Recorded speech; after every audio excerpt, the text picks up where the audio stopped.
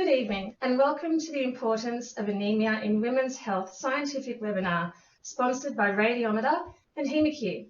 My name is Danielle Brown and I'm the HemaQ Product Manager for Radiometer Pacific, and I wanted to thank everyone for joining our webinar today. You would have seen from the short video just now that if you have any questions, just pop them in the question manager and we'll get them as we have time at the end of the session. If we don't get to answering all the questions, you can contact us afterwards via our appreciation for attending email. There will also be a poll after the Professor's presentation and we would love you to all participate. As Professor Richards was travelling internationally so close to the webinar date, we thought to err on the side of caution and pre-record his presentation. He is of course here with us live and ready for the poll and the question and answers at the end. So now I would like to introduce you all to Professor Toby Richards. Mr. Toby Richards is a Professor of Surgery, Head of Division of Surgery and Director of the Clinical Trials Unit at the University of Western Australia. He is an Honorary Professor of Anaesthesia at Monash University and Honorary Professor at the Institute of Clinical Trials and Methodology at University College London. Professor Richards specialises in clinical trials and translational research and has been doing so for 20 years with a focus on anaemia. And so now I introduce Professor Toby Richards. Good evening. My name's Toby Richards and I'm the Professor of Surgery in Western Australia. I've done a lot of work over the last 20 years looking at the problem of iron deficiency and anaemia in surgery. But about 10 years ago, I switched a lot of my work across to women's health, because after all, women are the most common people to suffer with iron deficiency and anemia, and I'll explain why in the next 20 minutes. I work with a variety of organisations, charities, industry, etc. in disease promotion and research trials. I've run several research trials in this area. Now, this is data from the Gates Foundation, and it illustrates the global prevalence of anemia. At any point in time, about 1 in 5 people in the world are suffering from anemia. And if you're a woman, 1 in 3 women will have anemia in their lifetime. The commonest cause, as seen in green here, is iron deficiency. And if you add that to menstrual loss in purple, that represents 3 out of 4 causes of anemia worldwide, or at any point in time, about 1 billion people, predominantly women. Now, how is iron absorbed in the body? At any point in time, for the sake of argument, you've got about 4,000 milligrams of iron in your body. 2,500 milligrams of that is sitting in your red cells. So iron makes up the core of hemoglobin that makes up your red cell. You have about 1,000 milligrams in reserve, and that's stored in the liver in a protein called ferritin. Now, I liken ferritin to the biscuit tin. If iron is your biscuit, the ferritin is your biscuit tin. It's essentially just a tin that stores the iron. The rest of it, about 500 milligrams, is in the muscle, and it's also in the nervous system because it's very important for immune function and neurotransmission. And every day, your body gets rid of about 50 mils of old red blood cells, cells that are about 3 months old. These are filtered by the spleen, and because the red cell membrane becomes fragile, they're broken down, you pee out the debris, but the iron is recycled through the macrophages and ferritin. And it's very, very good at doing this. You only need about 3 milligrams of iron at any point in time every day. So even though you've got 4,000 milligrams in your body, only 1% is needed to top up the stores because the body is so efficient at recycling iron. And there's only 2 ways you can really get iron deficient. You simply do not take in enough iron, i.e. your diet is poor, or you lose iron, and the commonest cause of iron deficiency is blood loss, either gastrointestinal or women and heavy menstrual cycles. And I'm going to come on to this. But let's look at it on a case-by-case basis. This could be anyone's daughter. She's at university. She's 21 years old and she's spending a lot of time sleeping, not paying attention. Her grades are falling, and I'm sure everybody knows this story. But what you've got here is a set of blood results that are within the normal ranges. And a key aspect of this talk is to break down the dogma of normality and ultimately to treat women the same as men. So bear with me while I'll explain this. I've got 3 slides on science. Now, in 1959, the World Health Organization looked at the distribution of hemoglobin in men and women. And they decided that men would have a hemoglobin cutoff of 13 and women of 12. However, let me put this to you. When you're defining a normal range, don't you want a normal population? So if 1 in 10 women at any point in time are iron deficient, why are you including those people in the normal population? So in this study of 35,000 people, they went through all the blood results for women and they excluded those with iron deficiency. Guess what? The normal distribution in pink shifts 1 gram per deciliter to the right. So if you exclude those with the disease in the population, then men and women should be treated exactly the same. And they should have exactly the same hemoglobin. They are, after all, exactly the same Homo sapiens. So the panel of 9 men in 1959 who decided these levels perhaps should revisit these numbers. And indeed they are. The World Health Organization has anemia as a target, and they are currently reviewing the definitions of anemia for men and women. Now, when you look at causality, iron deficiency, again, here I'm going to challenge the dogma of normality. In this study of 7,500 people, what they did is they took people in a large population study called NAMES in America, and they said, right, okay, as someone's ferritin level, i.e. that protein, the biscuit tin that represents iron stores in the body, at what point do hematological values change? And the answer was a ferritin of 25. And if you look at lab values, which can be done on 200 people in the local area, no differentiation of those who are ill, which is 1 in 10, a lab value is just a median and 2 standard deviations based on a sample of 200 people within your laboratory or around the area.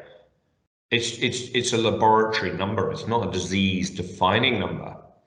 The WHO defines iron deficiency as 15, but data from this study shows that if you're a little bit low on iron with a ferritin of 25, your hematological values start changing. And this is very important because let's just say you've got a ferritin of 20 and your ability for your bone marrow to make red blood cells is reduced by 10%. So if your red blood cell lasts 3 months and each 3-month period you produce 10% less, it might actually take 2 or 3 years for you to become anemic. However, if you've got a ferritin level of 5, i.e. 0 iron, then you might only be producing 20% of the red blood cells each month, in which case you will simply become anemic in about 3 to 6 months' time. So once you're iron deficient, anemia, that's just a matter of time. And so if you're only mildly iron deficient, it might take ages for you to become anemic. But the symptoms develop earlier. The symptoms are of iron deficiency, and I will talk to you about that soon. And what I'm trying to do is to get you to think about men and women being equal, and iron deficiency is the disease, not anemia. If you look at this study, and this is data from the Zimmerman group out of Switzerland. In this study, they take fit and healthy women, 600 of them, and they feed them radio-labeled iron, so perfectly stable. And the question is, how much iron is absorbed in the body? And the answer is your iron absorption rate is completely static to a ferritin of 50. It's about 5% of your daily input, or 2 to 3 milligrams per day, just enough to recover what you lose on a day-to-day basis. Between 50 and 30, your iron absorption rate improves a little bit, so to about 4 milligrams a day. But below 30, and particularly below 20, you start seeing an exponential rise in the absorption rate of iron. And what this suggests to me is that the optimal level for ferritin is about 50. Between 50 and 30, you can probably eat your way out of iron deficiency with a change in diet, or if you have heavy menstrual bleeding, reducing the loss. However, below 30, you will need to supplement because you simply cannot eat that amount of iron on a daily basis, and I'll come on to that. So the message of what I'm saying here is, if you regard anemia and iron deficiency a bit like the petrol in your car, you go and fill up your tank, in which case you have a normal full tank of petrol. When you start coming depleted, the little light comes on. You know, you're on your reserve tank, but the car only stops working when you have absolutely nothing left in the car at all. So iron deficiency happens earlier, and anemia is just one of the consequences. A different way of looking at this is if you look at kidney disease, CKD4 is dialysis, but you've got stage 1, stage 2, stage 3, and they come before that. And anemia and iron deficiency, I would say, should be ranked the same: stage 1, stage 2, stage 3, stage 4. And anemia is failure of the bone marrow to work. Iron deficiency may have been going on for many months before that. So why is this relevant? Well, we do a lot of work on social media. And nowadays, people go on Dr. Google to get their diagnosis. They go on Dr. Facebook to find out how to treat it. So we asked in 6 different Facebook forums, what are the symptoms of iron deficiency that you experienced? And the list was over 70 long, and I'll come on to that. But we had 10,000 responses in 24 hours to this poll.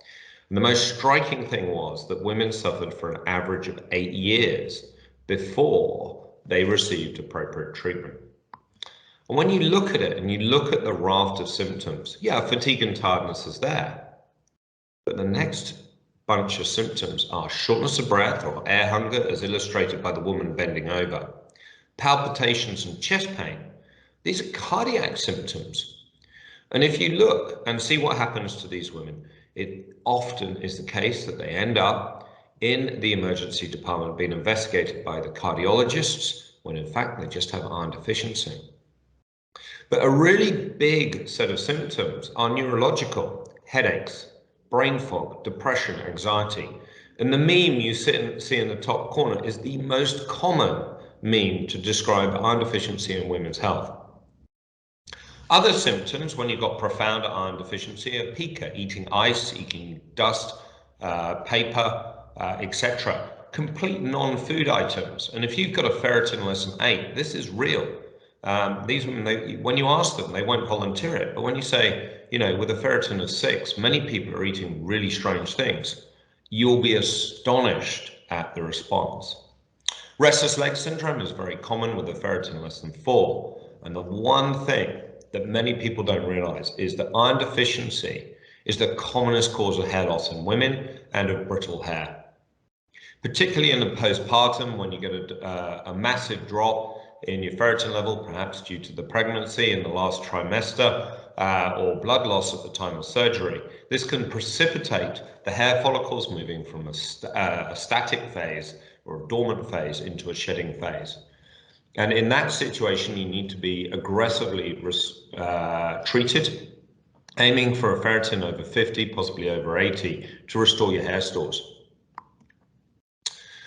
But let's look at another common cause. This is a woman who presented in extremis. She had severe iron deficiency anemia at the age of 45. She felt tired, exhausted. She'd been on and off iron tablets, just like all the other women on Facebook, for the best part of a decade. And she was so fed up. Now, what's going on here? heavy menstrual bleeding is incredibly common. It affects a minimum of 1 in 10. But I would suggest it affects about half of all women during their lifetime. And so this is where we've been doing a lot of work in Western Australia and also throughout Europe. We've developed a questionnaire, and that questionnaire is, who are you? And then, do you suffer one of the following symptoms? Do you need to double protect? Do you have to get up at night time? Do you pass clots? Do you use more than 12 types of protection during the course of a cycle? And do you have fear of flooding or accidents? 2 out of 5 of those symptoms indicate heavy menstrual bleeding. And that's very common. And how common is it? Well, here we are doing a spot questionnaire. So we go to a conference, and we've done this in shopping malls, we've done it at sporting events, and we ask those questions of heavy menstrual bleeding. And then we do a HemaQ. Here, the 201, but more recently, the 801 machine, which has been really reliable. And essentially, if you've got a hemoglobin less than 13 on a finger prick, you're 1 in 4 chance to be iron deficient.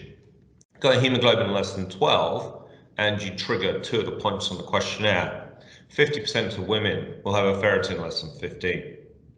And in doing these surveys, we identified that heavy menstrual bleeding predicts those people to be anemic and predicts those people to be iron deficient. And if I had my way, these machines and this questionnaire would be in chemists throughout the country.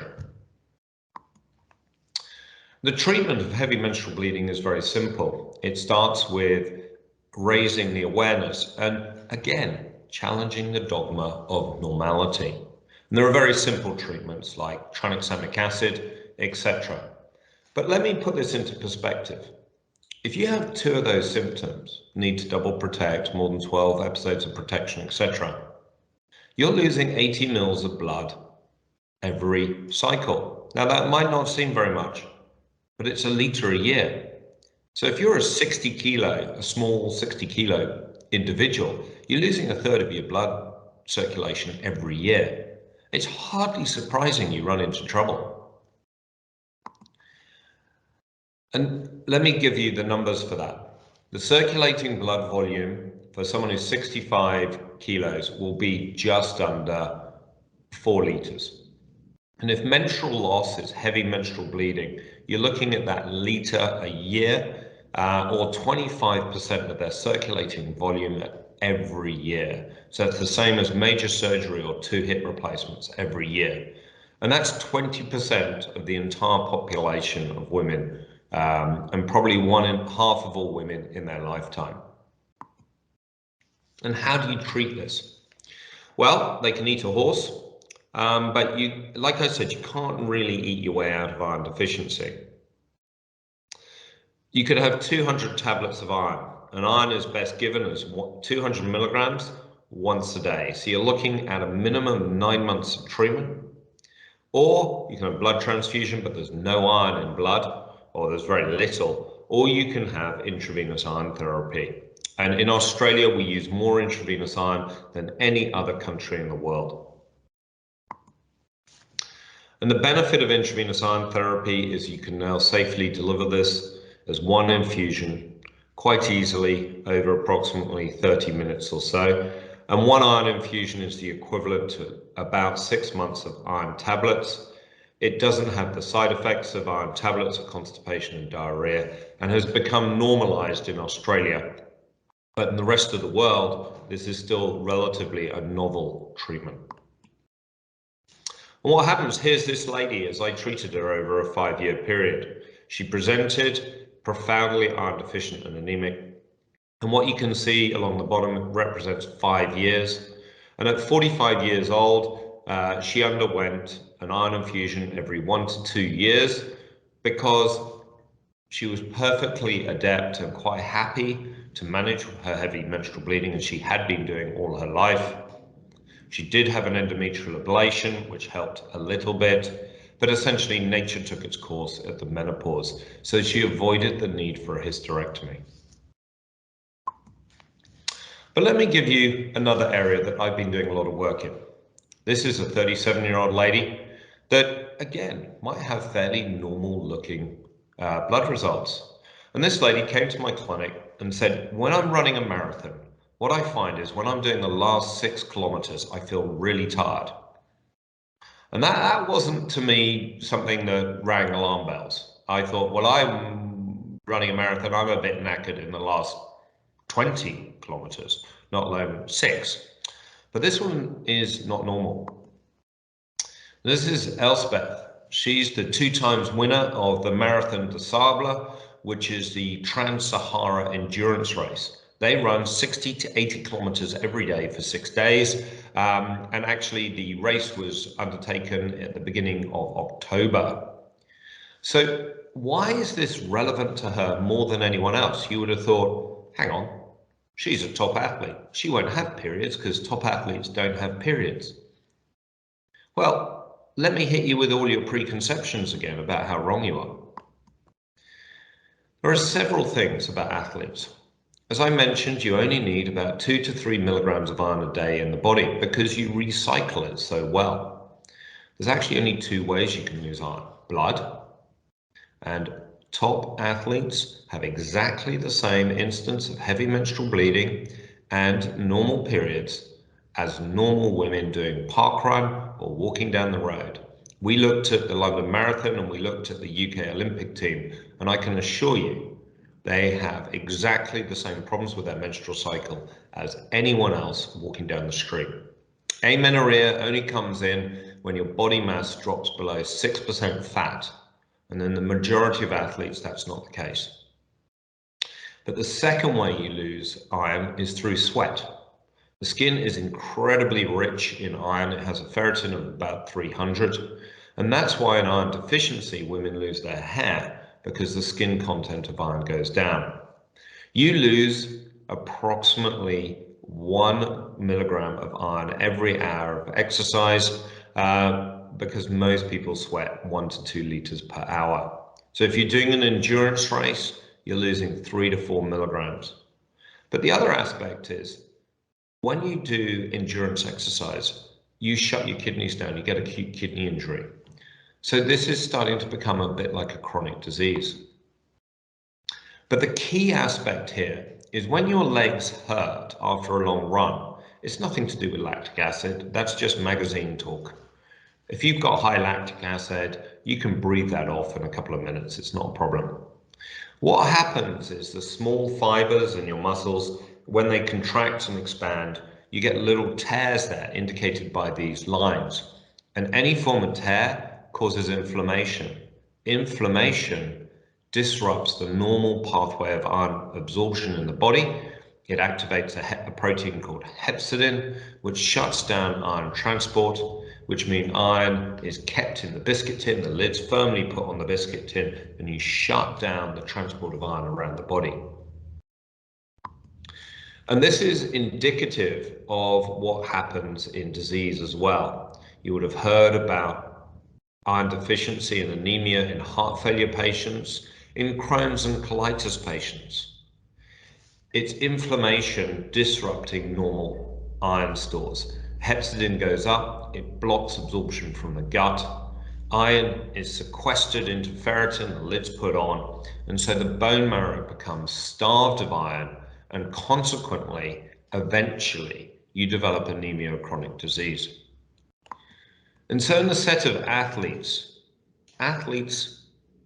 women who are athletes are normal women. They have normal periods unless they're very extreme weight loss, and that's really only during competition. They sweat a lot, they get tissue damage and inflammation, and female athletes need about 3 times as much iron as normal. Male athletes about twice as normal, but male athletes very rarely become iron deficient. But what happens now with this iron? We've talked about hemoglobin, but all hemoglobin is it's a cell. It trundles up to the lungs, grabs the oxygen, there's my oxygen, and it goes back to the cells and gives the oxygen to the cells. It's just a delivery system. But in the cells, That's where oxygen and glucose is metabolized to produce energy, ATP, and that's aerobic metabolism. Aerobic metabolism, i.e. the generation of energy, occurs in the mitochondria of all the cells. And the mitochondria are the little nuclear powerhouses. Every single enzyme involved in aerobic metabolism has iron in it. So if you don't have iron, you are not able to have aerobic metabolism. And I'll highlight that for you here. We took a group of mice and we randomized them to a normal diet and an iron deficiency diet. And we exercised them on the treadmill. They're remarkably fast, these little critters. They can go at about 4 to 5 kilometers an hour for about 20 minutes. As you can see, these are English mice. Had they been Australian mice, there'd be little numbers on their back and bedding slips in place. But there we go. And so what did we find? If you feed mice an iron deficient diet, then they become iron deficient before they become anemic. And in the black line, you have a normal mouse trundling along on the treadmill 3 times a week for about 20 minutes. But the iron deficient mice become exhausted after 10 to 12 minutes. And this was reproduced on many occasions by one of my PhD students. We then give the mice an iron infusion. So we inject them with intravenous iron, and it does exactly what it says it's going to do. The iron increases and your ferritin increases. And within 3 days, not 2 weeks, 3 days, these mice have normal exercise capacity and they're running around just as much as the other mice who are not iron deficient. Now, hemoglobin takes a minimum of a week, ideally 3 weeks to be made. So this is an effect on aerobic metabolism and muscle metabolism that's completely independent of the anemia. And this you can see when you look at the molecular analysis of the mitochondrial proteins, the cytochromes, which contain iron. And you can see very quickly, in a matter of hours, that the function of these enzymes is dramatically increased. And this is work by Anna Butcher. Also, if you compare different types of muscles, so those muscles which like the soleus calf muscle, which are highly aerobic, they have dramatically reduced performance compared to the more anaerobic muscles such as the quadriceps. And this is work by Katerina. How does this translate to humans? Here's me behaving like a mouse on a treadmill. I'm being filmed, so I'm trying really hard not to look as exhausted as I really was. But hey, here's my heart rate. It's just topping 170, and I've got a couple of minutes to go. What we do is we exercise athletes to complete exhaustion. So we took a group of female athletes. We identified that they're iron deficient, and would like to say thanks to the Vegan Marathon Runners Club in London. They were our #1 source of patients. And we put them on the treadmill. And you put them on the treadmill at their exercise capacity, which is around about 11 to 13 kilometers an hour. And every minute that treadmill goes up 1%, and ultimately they get spat out of the back. And so they exercise to their absolute limits. We then give them intravenous iron and we repeat the experiments. What we found in a cohort of 25 women was that their quality of life significantly improved. So this is their fatigue score, measured in 2 different ways. But what we also found was that their VO2 max improved by approximately 4 to 5%. Now, this is monumental to athletes. This is the equivalent of 3 months high-intensity training in 2 weeks. So the message from my presentation here is that we have used finger prick hemoglobin measurements combined with a questionnaire to screen for iron deficiency in the community. We found it effective when we can identify 50% of those people with iron deficiency. Because iron deficiency is a disease, anemia is just one of the consequences. How did we do this? we treated men and women equally, and we made the cutoff for anemia 13 in both groups, in both sexes. Why is it relevant? Because iron deficiency impacts muscle function and also cerebral function. It's the commonest cause of depression and anxiety in middle-aged women. Athletes have very high demands of iron, and it can become a functional iron deficiency where the lid is on the biscuit tin. So although you've got iron, you are actually behaving like you're iron deficient. And in this setting, we suggest that the laboratory markers for ferritin are moved to 30 and to about 100 in those with chronic disease. So food for thought, and I have a few questions for you. Thank you very much.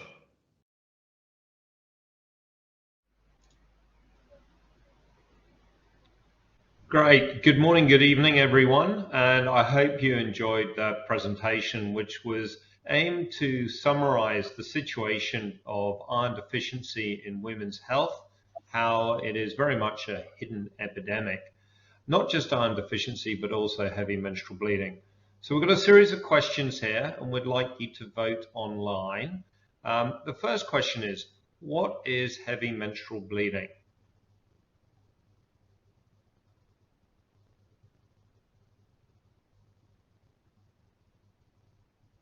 Symptoms are listed there in the poll.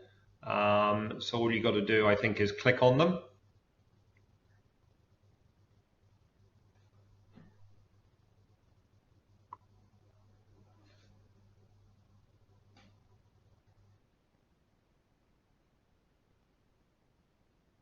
So heavy menstrual bleeding is not a medical condition. It is actually a symptom defined and described by patients.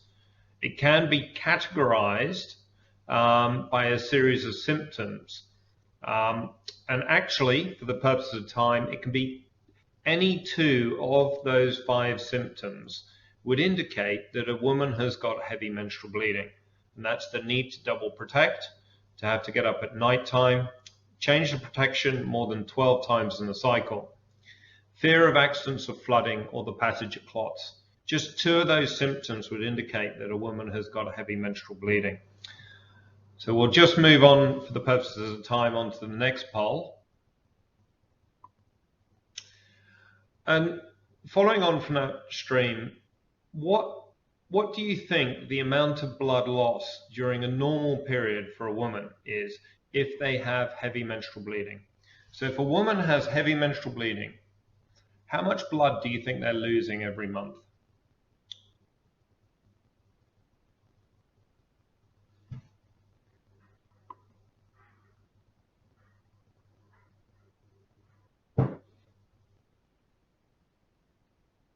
So we'll give it another 20 seconds. And heavy menstrual bleeding is something that is normalized in society. There's a lack of awareness of what is normal and what is abnormal. And it's only by raising awareness of this will people realize where the problems arise from. And the answer here is medically put at 80 mils per cycle. And that adds up to 1 liter of blood loss a year over 12 months. The impact of heavy menstrual bleeding is it's the commonest cause of iron deficiency in the world.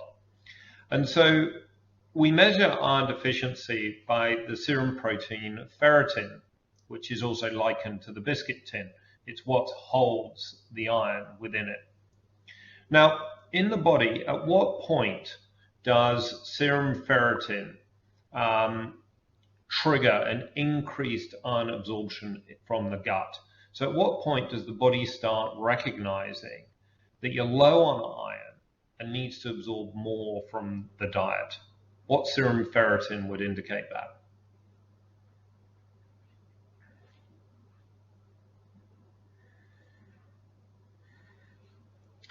People are going quiet on this. So it's a serum ferritin of less than 50.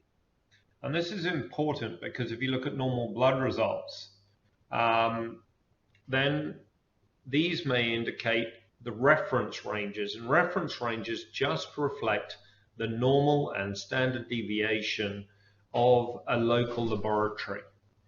However, a ferritin less than 50 triggers increased iron absorption from the gut. Now, at what point do you think that a ferritin less than 50, at what point does low ferritin cause a change in your red blood cell metabolism? So you start increasing iron from the gut when the ferritin drops below 50, but at what point, when does ferritin get so low that it actually causes the red cells to have an impact on their metabolism and their shape?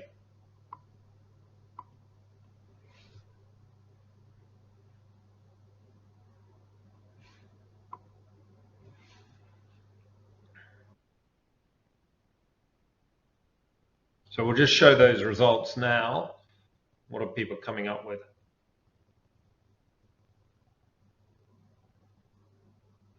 Okay, so it's actually a ferritin less than 30, well, specifically 25, sorry, it falls between 30 and 20. At that point, you'll start seeing red cell indices starting to change. And the final question is, at what point of iron deficiency does physical fitness get impacted on in female and also male athletes? So at what point, when you become iron deficient, defined by a ferritin, at what level does physical performance get affected?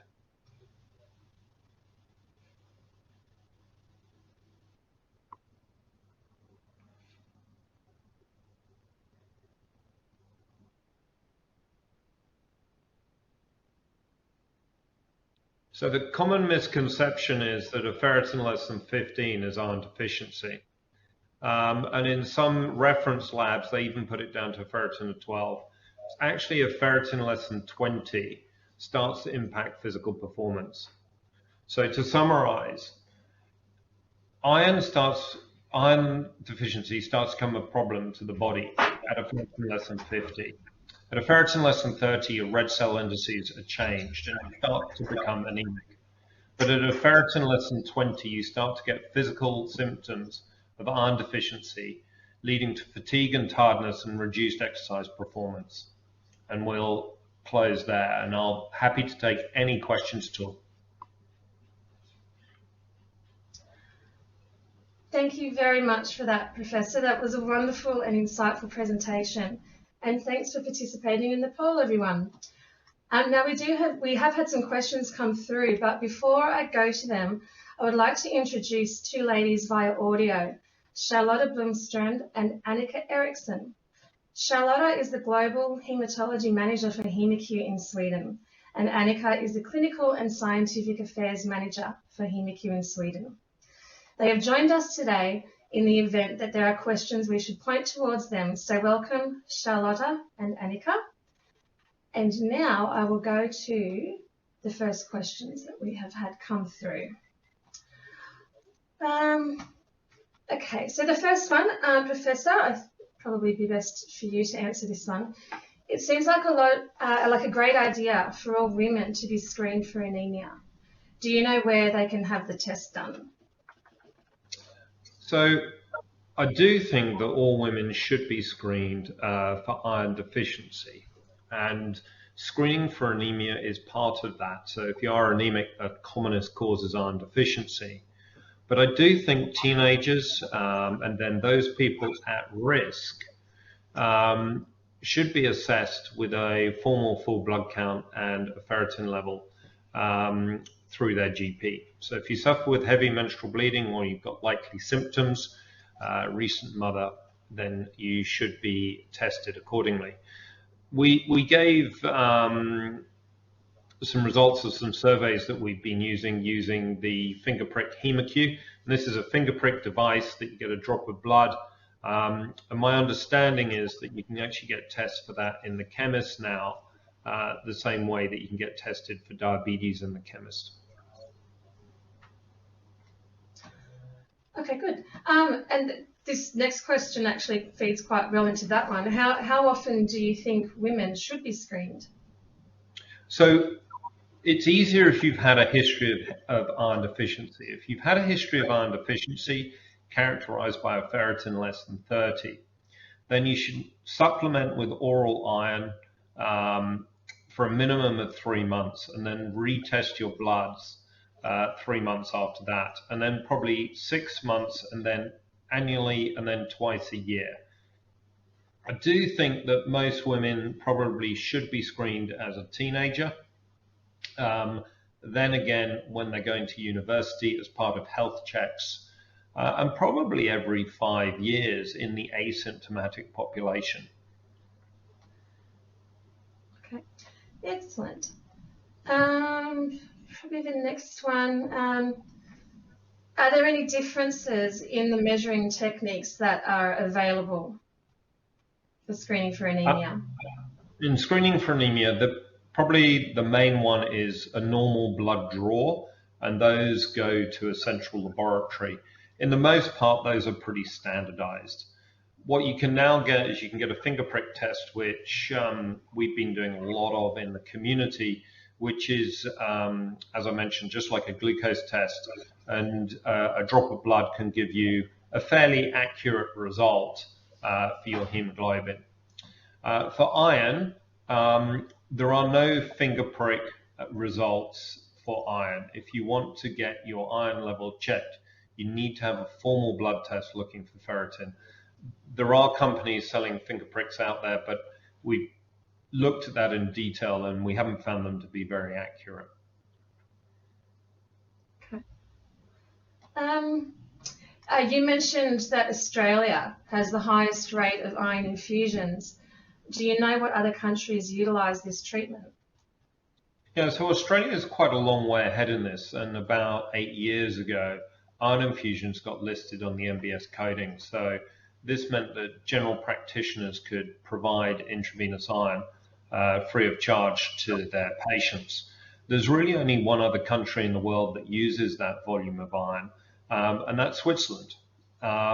Aside from that, Europe is probably an order of magnitude, i.e. tenfold less likely to provide iron infusions. Very few places throughout Europe that provide iron infusions in primary care. And the situation is far worse in the States, where healthcare is a private system, and it can cost an awful lot of money to get an iron infusion in the States. It's actually easier pre-COVID for people to fly from the States to the UK and get an iron infusion in the UK. Okay. The next one that's come up, it's especially difficult for teenagers that have just started menstruating to know what is actually heavy menstrual bleeding. Do you feel the education is there enough for these young girls? No, absolutely not. I do a lot of work with the International Society of Obstetrics and Gynecology, and heavy menstrual bleeding is a symptom. So it's something that impacts the mental or physical welfare of a woman. It's incredibly normalized in society.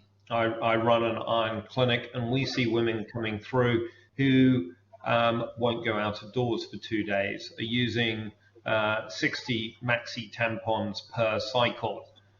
It's quite astonishing what they put up with, and they had no idea that it was abnormal.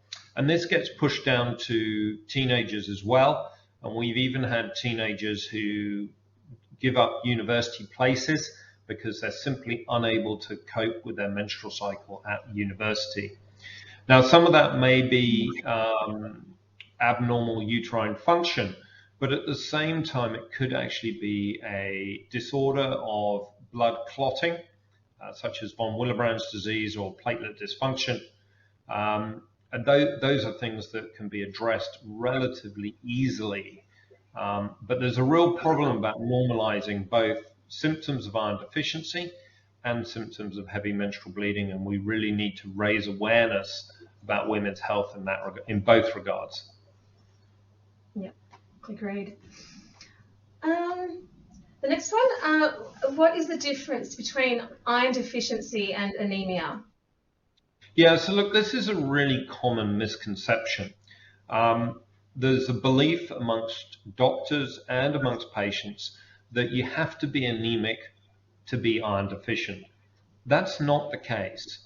So if you are iron deficient, let's say your ferritin drops below 30, you may not be providing enough iron, enough building blocks to the bone marrow to make red blood cells. And at relatively low levels of, say, 30 to 20, your bone marrow may be able to kick out 80, 90% of the red cells that you need. So it might take many years to become anemic. But during that time period, you're iron deficient. If you're severely iron deficient, so ferritin less than 10, then your bone marrow may not be working at all, in which case you just become anemic faster. Anemia really should be regarded as a symptom or a consequence of iron deficiency. It's iron deficiency that's the underlying disease. Anemia is just one of the consequences. Okay, good. What's the situation for vegetarians? Should they be more concerned about being iron deficient? Yeah, no, I think that's incredibly important amongst teenagers as well. I have no issues with being a vegetarian, but if you are a vegetarian, because humans are obligate carnivores, we rely on meat in our diet. Vegetarians need to seek out the correct foodstuffs. And unfortunately, Popeye was wrong. Leafy greens may have loads of iron in them, but that it's so tightly bound to the cellulose and to the structure of the plant, even with a bit of vitamin C, virtually none of it is absorbed. To put it into perspective, if you want to have the same iron absorption as a chicken breast or say a 100-gram steak, you need to eat about 2 kilos of spinach every day. That's 2 big bin bags. It's impossible. What's good is pulses, soya, lentils, things like that. But unfortunately, if you're a vegetarian and you're iron deficient, you cannot eat your way out of iron deficiency. It's impossible. There's just not enough iron. So you need to supplement, and you need iron tablets, or if they fail, you need an iron infusion for treatment. The next question I was going to ask, I don't know if there's anything you need to add to it. I think it's been mostly answered, but the next question I was going to ask was the best way to increase iron through diet?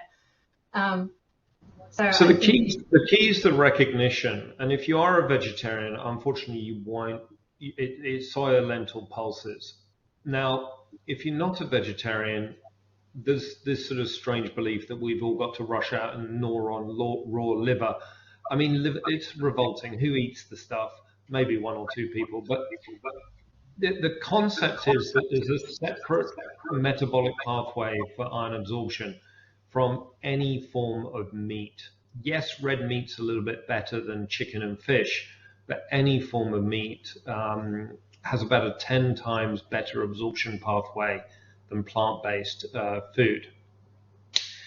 The other thing to consider is iron supplementation. This is traditionally 45 to 65 milligrams of elemental iron a day, and that's the same as a 200 milligram iron sulfate tablet.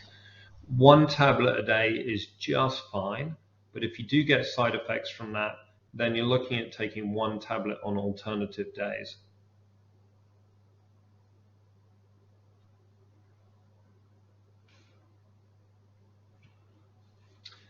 I could probably follow that up with, there's a bit of a misconception about the use of vitamin C. You actually get a fair amount of vitamin C in a day-to-day diet. So supplementing with vitamin C on top of oral iron doesn't make a lot of difference, to be honest. It's only valuable for non-heme iron. But new clinical trials have shown no real benefit from the addition of vitamin C to iron supplementation. Okay. What is your thoughts on using non-invasive testing for hemoglobin? We tried that. We've been doing a lot of screening in the community, and unfortunately, the non-invasive testing goes on your fingernail, and we found about 2 out of 3. Well, firstly, if you've got nail varnish on, it doesn't work, and yeah, we just didn't find it very effective to work. We did a lot of the screening in the UK, and I think a lot of people's fingers were just too cold to get accurate measurements, so we abandoned that. Okay. So there's a few people asking about intramuscular iron. That's a treatment that was around probably 20 years ago. There's really no role for it in modern society. The doses are really low and the absorption rate's not great. The only place I found that still uses it is some of the islands in the Caribbean that you can only get to by plane, where the use of intravenous iron is not possible.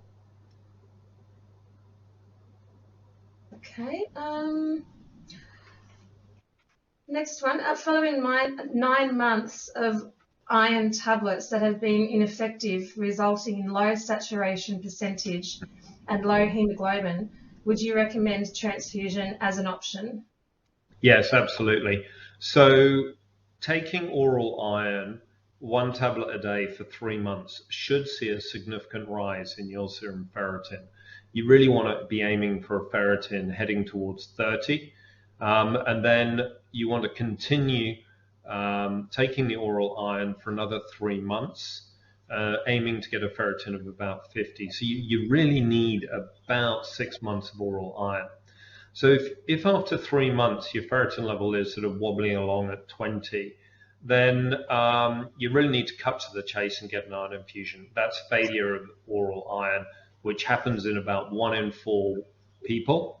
And so an iron infusion is indicated for failure of oral iron, and failure is really ferritin less than 30 at 3 months, and not normalized within 6 months.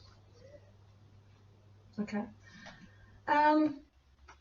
Heavy menstrual bleeding. What is the ramping rate of hemoglobin per month when following iron oral supplementation? Yeah, so look, when you've got heavy menstrual bleeding and you're iron deficient, you've got 2 problems at hand. One, you've got to treat the iron deficiency, and you should get onto that quickly. And 2, you've got to stop the loss. So depending on how bad the heavy menstrual bleeding is, oral iron will give you about 200 milligrams of iron per calendar month. And if you got to the point you're anemic, you're at least 1,000 milligrams behind. So you're at least 5 to 6 months behind. For heavy menstrual bleeding, the first line treatment is to use tranexamic acid. This is not an acid, it's an amino acid like lysine, and it binds to the breakdown, the products that break down blood clots. So it stabilizes blood clotting. It doesn't cause clots, it stabilizes and reduces blood loss by about 1/3. It's dirt cheap, it's got no side effects, and it's readily available. So that's the first line treatment. The second thing to do then is to speak to your doctor about hormonal therapies, or depending on age, other options as well. But you have to stop the loss. Otherwise, it's like pouring hot water into a bathtub when the plug's been taken out. You've got to treat both angles. Yeah. Okay.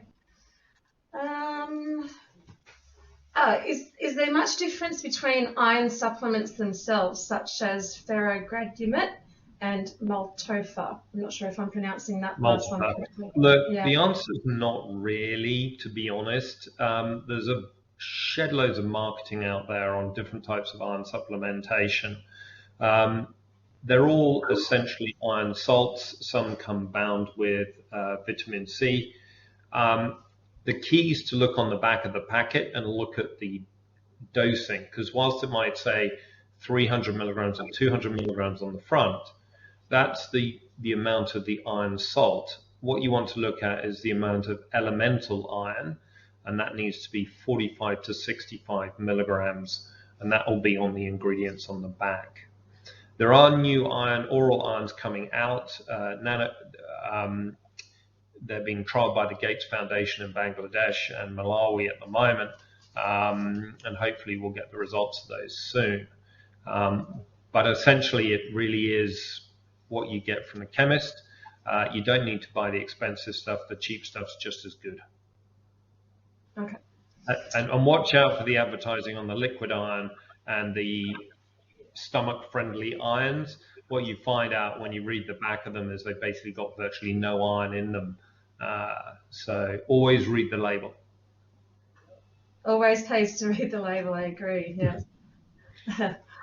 We've probably got time for this one last question.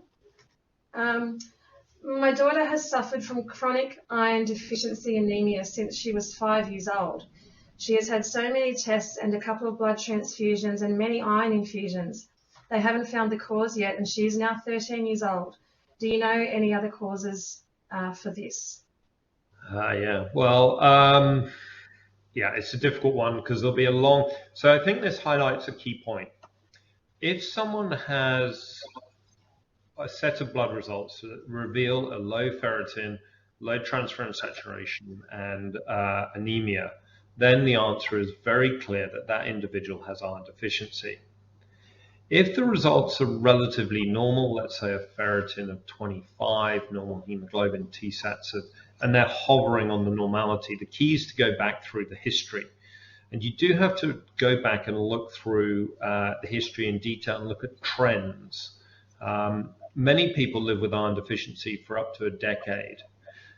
The commonest causes we've talked about are nutritional, which are failure of lack of iron in the diet, or excess loss, which can be pregnancy or heavy menstrual bleeding. Iron demand is also significantly higher during growth spurts of young children.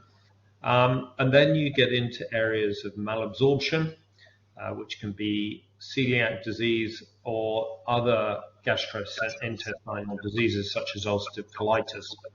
There are some rare diseases that are non-anemic iron deficiency, and that's a disruption in the hepcidin transport mechanism. And in those settings, and particularly something like this, you know, these people need to be under a specialist pediatric hematologist. And it's a matter of going through things there and looking at the genetic profiling, etc. from there. Excellent. Thank you so much, Professor. That's probably all that we actually have time for today. So a big, big thank you to you, Professor. That was just an excellent presentation and discussion.